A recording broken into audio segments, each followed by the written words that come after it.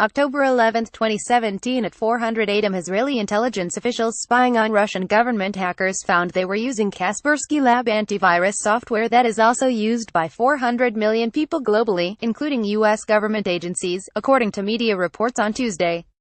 The Israeli officials who had hacked into Kaspersky's network over 2 years ago then warned their U.S. counterparts of the Russian intrusion, said the New York Times, which first reported the story.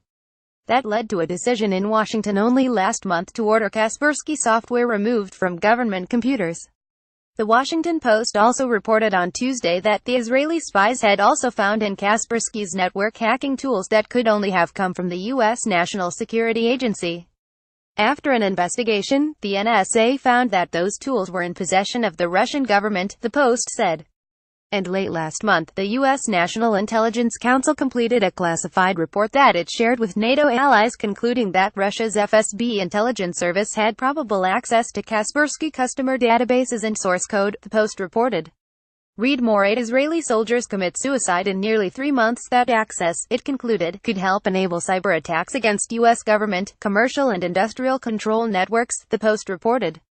The New York Times said the Russian operation, according to multiple people briefed on the matter, is known to have stolen classified documents from a national security agency employee who had improperly stored them on his home computer, which had Kaspersky antivirus software installed on it. It is not yet publicly known what other U.S. secrets the Russian hackers may have discovered by turning the Kaspersky software into a sort of Google search for sensitive information, the Times said. The current and former government officials who described the episode spoke about it on condition of anonymity because of classification rules, the Times said.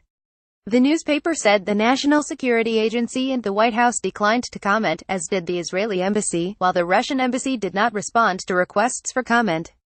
The Russian embassy in Washington last month called the ban on Kaspersky Lab software regrettable and said it delayed the prospects of restoring bilateral ties.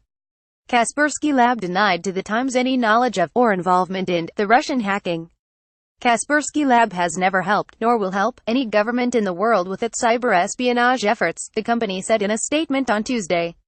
Read more. Israeli delegation arrives in Cairo. Eugene Kaspersky, the company's co-founder and chief executive, has repeatedly denied charges his company conducts espionage on behalf of the Russian government.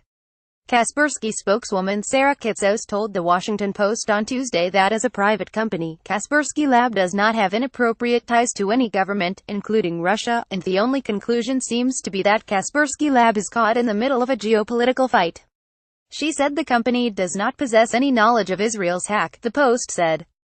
U.S. intelligence agencies have concluded that Russian President Vladimir Putin ordered a multi-pronged digital influence operation last year in an attempt to help Donald Trump win the White House, a charge Moscow denies.